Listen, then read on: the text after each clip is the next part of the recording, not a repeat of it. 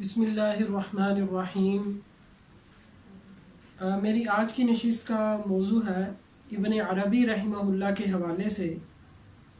ایک دوست نے سوال کیا تھا جس میں اس نے ایک کلپ بھیجا ابو یحییٰ نور پوری صاحب کا کہ وہ ابن عربی رحمہ اللہ کی تکفیر کر رہے تھے، مراد یہ ہے کہ ان کی تکفیر نقل کر رہے تھے اور ان کا رجحان بھی اسی طرف ہی ہے۔ تو اس حوالے سے کچھ گزارشات عرض کرنی تھی مختصر وقت میں۔ ویسے تو موضوع یہ بہت طویل اور لمبا ہے، لیکن کچھ حقائق سامنے لانا چاہتا ہوں۔ سب سے پہلی بات یہ ہے کہ جو مسئلہ تکفیر ہے، کسی کو کافر کہنا، یہ بہت نازک مسئلہ ہے، اور تکفیر کے حوالے سے حتی الامکان جو ہے وہ احتیاط کرنی چاہیے۔ اور یہ ایک مستقل موضوع ہے کہ تکفیر میں کیا شرائط ہیں، کیا اس میں چیزیں ہیں، وہ بھی انشاءاللہ اپنی جگہ پر آئیں گی۔ لیکن اس سے پہلے کچھ باتیں جو ابن عربی رحمہ اللہ کے حوالے سے ہے وہ ایک ذہن نشین کر لے۔ اصولی طور پر یہ کہا جاتا ہے کہ انہوں نے خلاف شریعت کچھ باتیں کہی ہیں، اور ان کی ایسی باتیں ہیں جن کا جو ہے مطلب کفریہ اور شرکیہ مطلب ہے، خاص طور پر وحدت الوجود وغیرہ کے حوالے سے۔ تو پہلے میں ایک دو عبارتیں ان کی فتوحات مکی سے، جو ان کی کتاب ہے، اس سے پیش کروں گا، جس سے یہ بات واضح ہو جائے گی کہ ان کے ہاں شریعت کا کیا مقام اور مرتبہ ہے۔ تو جب ایک آدمی خود اس بات کو تسلیم کر رہا ہے کہ اصل شریعت ہی ہے، جو شریعت کے خلاف بات کرتا ہے وہ باطل ہے، اس کو زندیق تک کہتے ہیں، اور یہاں تک فرمایا کہ کوئی ایک لحظہ کے لیے، ایک لمحہ کے لیے جو ہے وہ شریعت کو چھوڑتا ہے تو وہ سراسر نقصان میں ہے، وہ ہلاکت میں ہے۔ تو ایک دو باتیں، تین عبارتیں ان کی میں پیش کرتا ہوں۔ فتوحات مکیہ میں باب ثامن میں کل حقیقت علی خلاف الشریعت زندقہ باطلہ، کہتے ہیں کہ ہر وہ حقیقت جو شریعت کے خلاف ہو، جسے حقیقت یا تصوف یا جو بھی کہہ لیں آپ، کل حقیقت علی خلاف الشریعت زندقہ باطلہ، کہتے ہیں کہ جو شریعت کے خلاف جو حقیقت ہو وہ زندیقہ باطلہ ہے۔ واضح طور پر انہوں نے فرما دیا کہ شریعت کے خلاف کسی کی کوئی بات کو قبول نہیں کیا جائے گا، اس کو زندیق اور باطل کہا جا رہا ہے، اور ایسی بات کو زندیقہ باطلہ کہا جا رہا ہے۔ اور پھر اسی طرح فرما رہے ہیں ثم طریقا الی اللہ تعالی خلاف ما شرع فقولہ زور فلا یقتدی بشیخ لا ادب لہ، فرما رہے ہیں کہ جو شخص کہے کہ اس مقام میں کوئی رستہ ہے اللہ تعالیٰ تک پہنچنے کا شریعت کے خلاف، کہ کوئی بندہ شریعت کے خلاف چلے، نبی اکرم صلی اللہ علیہ وسلم کی سنت کے خلاف چلے، اور پھر وہ اللہ تک پہنچ جاتا ہے، تو یہ اس کا قول جو ہے یہ صریح جھوٹ ہے۔ اور جو آدمی ایسا دعویٰ کر رہا ہے، جو پیر ایسا دعویٰ کر رہا ہے، وہ شیخ، وہ پیر نہایت ہی بے ادب ہے، اور ایسے آدمی کی ہرگز اقتداء نہیں کی جائے گی۔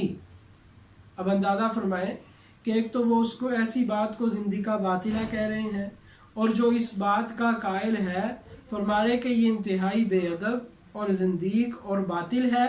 ان کی بات کا خلاصہ یہ ہے، اور ایسے آدمی کی ہرگز اقتداء نہیں کی جائے گی۔ ایسے آدمی کا ایک قول جو ہے وہ زور ہے، یہ جھوٹ پر مبنی ہے۔ پھر تیسری عبارت جو ہے وہ بھی فتوحات مکیہ میں شیخ ابن عربی رحمہ اللہ فرماتے ہیں کل من رما میزان الشریعت من یدہ لحظۃ ہلاکا، کہ ہر وہ آدمی جو ایک لحظہ کے لیے اپنے ہاتھ سے شریعت کو چھوڑ دے تو وہ ہلاکت میں چلا جائے گا۔ اسی طرح کی بہت ساری عبارات ہیں ان کی تصنیفات میں جو شریعت کے حوالے سے یا اتباع رسول اللہ صلی اللہ علیہ وسلم کے حوالے سے ہیں۔ تو جب ان کی ایسی عبارات موجود ہیں تو لا محالہ یہ پھر بات اصولی طور پر یہ بات ذہن میں آتی ہے، اور اصولی طور پر اس بات کو ماننا چاہیے کہ جو باتیں بظاہر ان کی خلاف شریعت نظر آ رہی ہیں اس کی لا محالہ تعویل کی جائے گی، اور اس کا جو ہے وہ صحیح مطلب بیان کیا جائے گا۔ یہ میں صرف اپنی بات نہیں کہہ رہا، یہ بات اکابر علماء اہل حدیث نے اپنی کتابوں میں لکھی ہے، کیونکہ ابو یحییٰ نور پوری صاحب مسلک اہل حدیث سے ان کا تعلق ہے، تو اس لیے میں نے یہ مناسب سمجھا کہ اکابر علماء اہل الحدیث کے کچھ حوالہ جات پیش کر دیے جائیں تاکہ عوام کو پتہ چل جائے کہ ابن عربی رحمہ اللہ کے حوالے سے علماء اہل الحدیث جو متقدمین ہیں، جو اکابر علماء اہل حدیث ہیں، ان کا موقف کیا تھا، اور وہ اس مسئلے پر نہایت ہی اعتدال پر تھے۔ انہوں نے اس کو خلاف احتیاط لکھا ہے، اور ان کا اپنا مسلک بھی یہی ہے کہ ان کو وہ اہل اللہ میں شمار کرتے ہیں، صالحین میں ان کو شمار کرتے ہیں۔ تو یہ جن مسلک پر چل رہے ہیں ان کے اکابر علماء جو ہیں وہ تو ابن عربی رحمہ اللہ کے حوالے سے کس قدر محتاط ہیں۔ ابھی زیادہ میں نے حوالہ جات پیش نہیں کرنے۔ یہ کتاب ہے التاج المکلل، التاج المکلل یہ ان کی مشہور کتاب ہے، انشاءاللہ اس کا حوالہ بھی ہم لگا دیں گے سکرین پر۔ التاج المکلل میں نواب صدیق حسن خان صاحب نے اس میں علماء کا، محدثین وغیرہ کا ترجمہ کیا ہے، ان کے احوال کو بیان کیا ہے۔ تو اس میں انہوں نے ابن عربی رحمہ اللہ کے حالات بھی ذکر کیے ہیں۔ اس کا صفحہ نمبر 170 سے ابن عربی رحمہ اللہ کے حوالے سے ان کا تذکرہ شروع ہوتا ہے۔ سارا نیوز میں چیدہ باتیں میں آپ کو، آپ کی نظر کرتا ہوں، آپ کی سماعتوں کی نظر کرتا ہوں۔ وہ فرما رہے ہیں اما المحققون فقد اجمعوا علی جلالتہ فی سائر العلوم، کہہ رہے کہ محققین کا مذہب یہ ہے، اور محققین اس بات پر متفق ہیں، اجمعوا محققین کا اجماع اس بات پر ہے، علی جلالتہ فی سائر العلوم کہ تمام علوم میں ابن عربی رحمہ اللہ تعالی یہ بہت بڑے عالم تھے، ان کی بڑی شان تھی، بڑا جلال تھا ابن عربی رحمہ اللہ کا، اور اس بات پر محققین کا اجماع ہے۔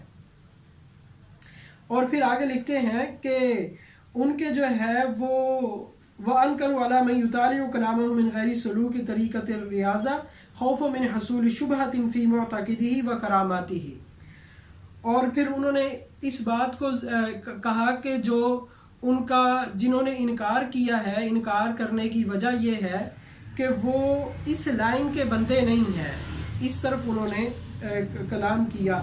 اور پھر آگے کہہ رہے ہیں مناقبہ کثیرہ لا تحصیٰ، ابن عربی رحمہ اللہ کے اتنے مناقب ہیں، اتنے مناقب ہیں کہ ان کو شمار ہی نہیں کیا جا سکتا۔ پھر آگے انہوں نے فرمایا وَهُوَ حُجَّةُ اللَّهِ الظَّاهِرَةُ وَآيَاتُهُ الْبَاهِرَةُ، یہ اللہ جل جلالہ کی طرف سے حجت ہیں، یہ حجت اللہ ہے، اور یہ اللہ تعالیٰ کی نشانیوں میں سے ایک نشانی ہے۔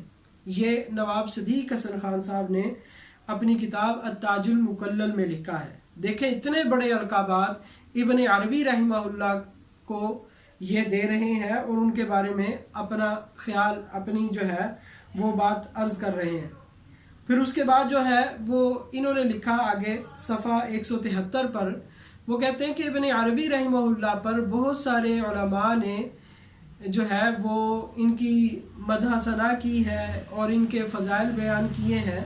ان میں سے قاضی القضات مجد الدین الفیروز آبادی جو صاحب القاموس ہے، بلکہ وہ فرماتے ہیں قد الف کتابہ المسمى بالاغتباط، بلکہ انہوں نے ابن عربی رحمہ اللہ پر ایک کتاب لکھی ہے جس کا نام ہے الاغتباط۔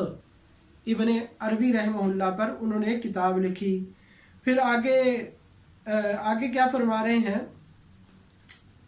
وہ عبارت میں آخر میں جو انہوں نے فرمایا، وہ فرما رہے ہیں کان دعواتہ تخترق السبع الطباق وتفترق برکاتہ فتملأ الآفاق، کہ ان کی اتنی برکات ہیں جنہوں نے زمین اور آسمان کے خلا کو بھی بھر دیا ہے۔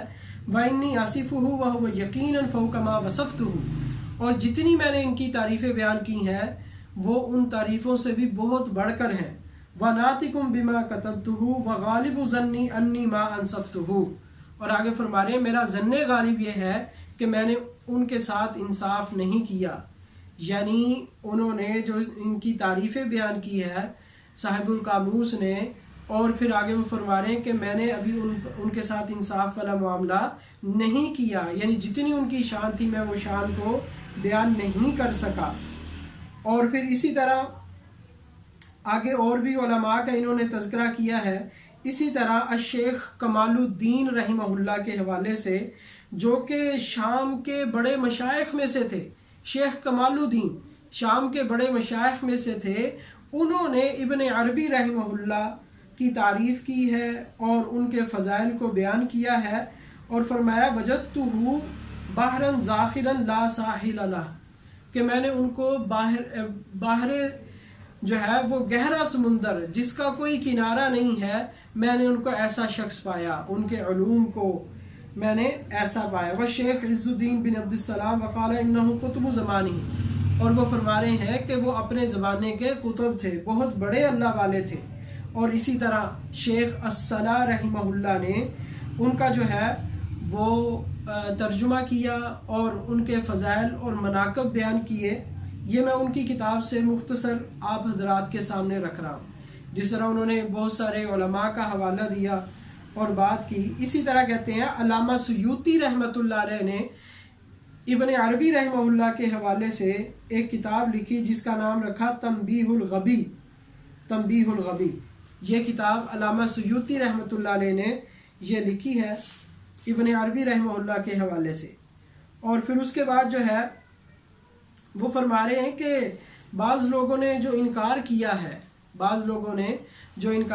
ہے ابن عربی کا، اور اسی طرح ابن عربی کے علاوہ اور علماء کا رد کیا ہے، حالانکہ ان کے لیے جو ابن عربی رحمہ اللہ کی عبارات تھیں ان کے لیے صحیح تعویل موجود ہے، اس کا محل موجود ہے. اس میں انہوں نے یہاں اصولی طور پر 3 باتیں ذکر کی ہیں، آپ ان کو ذہن نشین کر لیں. نمبر 1 انہ لم تصح نسبتہ الیہم. پہلی بات تو یہ ہے کہ اس طرح کی اگر کوئی صریح کفری عبارت ابن عربی رحمہ اللہ کی نظر آ رہی ہے تو پہلی بات تو یہ ہے کہ اس عبارت کی نسبت ان کی طرف کرنا ہی صحیح نہیں ہے. گویا کہ کسی نے افتراء باندھا ہے علامہ ابن عربی رحمہ اللہ پر کہ ان کی طرف یہ عبارات جو ہے منسوب کر دی ہیں یا ان کی تصنیفات میں جو ہے وہ شامل کر دی ہیں. اور دوسری بات یہ ہے کہ اگر اس کی صحت کو تسلیم کیا جائے کہ واقعی ابن عربی رحمہ اللہ کی یہ عبارت ہے تو اس میں ہم جو ہے کوئی تعویل ایسی تلاش کریں گے جو اس کے مناسب حال ہوگی. فَإِن لَمْ يُوجَدْ لَهُ تَعْوِيلٌ فِي الظَّاهِرِ، اگر اس کی ظاہری تعویل کوئی نہیں مل رہی. یہ نواب صدیق حسن خان صاحب جو علماء اہل حدیث میں جن کا بڑا پایا ہے اور جن کا بڑا مقام اور مرتبہ ہے، وہ فرما رہے ہیں کہ اگر ظاہر میں ان کی کوئی تعویل نہیں مل رہی کسی کو اپنے ناقص علم کی وجہ سے، تو فَلَهُ تَعْوِيلٌ فِي الْبَاطِنِ لَمْ نَعْلَمْهُ، تو ان کے لیے کوئی باطل تعویل ایسی ہوگی جو ہم نہیں جانتے. وَإِنَّمَا يَعْرِفُهُ الْعَارِفُونَ، اور ان تعویلوں کو جو ہے وہ عارف ہی جانتے ہیں، وہ معرفت والے لوگ جانتے ہیں. اور تیسری بات انہوں نے اصولی بات یہ کی ان یکون صدور ذلک منہم فی حال السکر والغیبۃ، کہ یہ جو کلام ہے جو بظاہر خلاف شریعت معلوم ہو رہا ہے یہ حالت سکر میں ان سے ادا ہوا. اور جو ایسا کلام حالت سکر میں ادا کیا جائے تو وہ جو ہے وہ قابل مواخذہ نہیں ہوتا، وہ کلام جو ہے مکلف نہیں ہوتا، تو اس لیے جو ہے اس پر ہمیں مواخذہ نہیں کرنا چاہیے. پھر آگے کہتے ہیں وقال المقری کا حوالہ نقل کر وقال له من المحاسن ما لا يستوفى وبالجملہ فهو حجت اللہ ظاہرہ. وہ فرماتے ہیں کہ یہ اللہ تعالیٰ کی حجت ہے. اور پھر انہوں نے اس کا رد کیا کہ جو ان کا رد کرتے ہیں منکرین ہیں جو ابن عربی رحمہ اللہ کے حوالے سے، ان کے پاس جو ہے ان کے حق میں جو باتیں وغیرہ کی ہیں مثل غثاء وهباء لا يوبع به، وہ مثل ایسے ہیں جیسے روئی کے گالے ہیں جن کی کوئی اہمیت نہیں ہے، جو قابل توجہ ہی نہیں ہے. کہ اتنا بڑا آدمی ہے ابن عربی رحمہ اللہ کہ اگر کسی نے اس کو کچھ کہا بھی ہے وہ قابل التفات نہیں ہے، ایسی باتوں کی طرف توجہ اور دھیان نہیں کرنا چاہیے. اور پھر اسی طرح اور بھی انہوں نے آگے بہت ساری چیزیں نقل کی. اور ایک اور جو اہم چیز میں یہاں پیش کرنا چاہ رہا ہوں وہ انشاءاللہ فتاوی ثنائیہ میں بھی انشاءاللہ میں اس سے بھی نقل کر لوں گا. تو انہوں نے بھی نواب صدیق حسن خان صاحب کیا کہہ رہے ہیں اس کو ذرا غور سے سنیے گا. وَمِن ثَمَّ رَأَيْتُ شَيْخَنَا الْإِمَامَ الْعَلَامَةَ الشَّوْكَانِي فِي الْفَتْحِ الرَّبَّانِي، کہہ رہے میں نے اپنے شیخ علامہ شوکانی کو دیکھا مالا الی ذالکا کہ وہ اس طرف مائل ہے، وقال علی کلامہ محامل، اور انہوں نے کہا کہ جو شیخ ابن عربی رحمہ اللہ پر جن عبارات کی وجہ سے تکفیر کا فتویٰ لگایا، تکفیر کی جاتی ہے، ان عبارات کے محمل موجود ہے، محامل موجود ہے، ان کی صحیح تعویلیں موجود ہیں، ٹھیک ہے۔ وَرَجَعَ مَا كَتَبَهُ فِي أَوَّلِ عُمَرِهِ بَعْدَ 40 سَنَةً، اور کہتے ہیں کہ علامہ شوکانی نے 40 سال کے بعد اپنی ان باتوں سے رجوع کر لیا۔ پہلے وہ ان کی تکفیر کرتے تھے ابن عربی رحمہ اللہ کی، پھر 40 سال کے بعد ان پر یہ بات ظاہر ہوئی کہ میں نے جو ان کی تکفیر کی ہے ابن عربی رحمہ اللہ کی، وہ غلط تھا اور ان کے کلام کا صحیح محمل موجود تھا، اس لیے علامہ شوکانی نے اپنی اس بات سے رجوع کر لیا۔ کتنے سال؟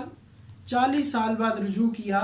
تو ہم ان سے گزارش یہ کریں گے ابو یحییٰ نور پوری صاحب سے، اور اسی طرح جو حضرات دیگر حضرات ہیں جو ابن عربی رحمہ اللہ کے حوالے سے تکفیر کرتے ہیں، تو ان سے بھی ہم گزارش کریں گے کہ آپ 40 سال کا انتظار نہ کریں، آپ ابھی سے ہی رجوع کر لیں، اور خام خواہ کسی کی تکفیر کرنے کا کوئی فائدہ بھی نہیں ہے۔ اب یہ دیکھیں فتاوی ثنائیہ، یہ فتاوی ثنائیہ میرے ہاتھ میں موجود ہے، اور اس میں اور فتاوی ثنائیہ کون ہے؟ شیخ الاسلام، ان کو شیخ الاسلام کہا جاتا ہے۔ یہ اہل مسلک اہل حدیث کے بہت بڑے عالم شمار ہوتے ہیں جن کو شیخ الاسلام کا لقب ملا ہے۔ شیخ الاسلام علامہ ثناء اللہ امرتسری صاحب کیا لکھتے ہیں فتاوی ثنائیہ میں؟ شیخ ابن عربی کی بابت سوال، ابن عربی رحمہ اللہ کے حوالے سے سوال کیا گیا، سوال لمبا ہے، اور پھر اس کا جواب آپ سن لیں۔ جواب میں کیا کہتے ہیں؟ مسئلہ تکفیر شیخ ابن عربی بہت نازک ہے۔ مولانا نواب صاحب بھوپال مرحوم تکثار میں علامہ شوکانی سے نقل کرتے ہیں کہ میں نے 40 سال تک شیخ کی تکفیر کی، ابن عربی رحمہ اللہ کی تکفیر کی، آخر میری رائے غلط معلوم ہوئی تو میں نے رجوع کیا۔ نواب صاحب مرحوم شیخ ممدوح کو عزت کی نگاہ سے دیکھتے تھے، ابن عربی رحمہ اللہ کو، اور اسی طرح اور مولانا نذیر حسین المعروف حضرت میاں صاحب دہلوی رحمہ اللہ شیخ ممدوح کو شیخ اکبر لکھتے ہیں۔ کون میاں نذیر حسین دہلوی صاحب؟ ان کو کہتے ہیں شیخ الکل فی الکل، یعنی علماء اہل حدیث، جتنے علماء اہل حدیث ہیں سارے کا سارا، سب کے سب کی جو علمی نسبت ہے وہ ان کی طرف لوٹتی ہے۔ ان کے اساتذہ میں تمام علماء اہل حدیث کے جو استاد ہیں وہ میاں نذیر حسین دہلوی ہیں، اسی لیے ان کو کہا جاتا ہے شیخ الفی الکل، یعنی کل کے استاد ہیں۔ تو شیخ الکل فی الکل ابن عربی رحمہ اللہ کو شیخ اکبر لکھتے ہیں اور ان کی تعظیم کرتے ہیں۔ پھر آگے جو ہے، آگے بھی انہوں نے جو ہے وہ اس پر گفتگو کی ہے تھوڑی سی، اس کو میں یعنی ابھی نہیں پڑھتا، انشاءاللہ ضرورت پڑے گی تو اس کو بھی میں پڑھ دوں گا انشاءاللہ۔ اور پھر اس کے بعد جو ہے ایک اور حوالہ میں پڑھنا چاہتا ہوں، فتاوی علماء حدیث، فتاوی علماء حدیث، ترتیب دی ہے ابو الحسنات علی محمد سعیدی صاحب نے۔ اس میں ایک بہت سوال ہے اور اس کے جواب میں انہوں نے کچھ صفحات لکھے ہیں۔ وہ سوال توحید کے حوالے سے تھا، انہوں نے توحید کی قسمیں بیان کی، اور پھر آگے لکھتے ہیں یعنی توحید حالی وحدت الشہود اور توحید الہی وحدت الوجود، یہ اصطلاحات زیادہ تر متاخرین صوفیہ، ابن عربی وغیرہ کی کتب میں پائی جاتی ہیں، متقدمین کی کتب میں نہیں۔ ہاں مراد ان کی صحیح ہے، یعنی جس وجہ سے ابن عربی رحمہ اللہ کی تکفیر کی جا رہی ہے، تو یہ فتاوی علماء حدیث میں لکھا ہے کہ وہ وجہ تکفیر درست نہیں، کیونکہ ان کی مراد صحیح ہے، وحدت الوجود اور وحدت الشہود کی جو مراد ہے وہ صحیح ہے۔ اور پھر آگے کیا لکھتے ہیں؟ نوٹ: ابن عربی، رومی اور جامی وغیرہ کے کلمات اس توحید میں مشتبہ ہیں، اس لیے بعض لوگ ان کے حق میں اچھا اعتقاد رکھتے ہیں، بعض برا۔ ابن تیمیہ وغیرہ ابن عربی سے بہت بدظن ہے، اسی طرح رومی اور جامی کو کئی علماء برا کہتے ہیں، مگر میرا خیال ہے کہ جب ان کا کلام محتمل ہے، جیسے جامی کا کلام اوپر نقل ہو چکا، اور وہ در حقیقت ابن عربی کا ہے، کیونکہ ابن عربی کی کتاب عوارف المعارف سے ماخوذ ہے، تو پھر ان کے حق میں سوء ظنی ٹھیک نہیں ہے۔ تو یہ فتاوی علماء حدیث میں بھی اس کو نقل کیا گیا۔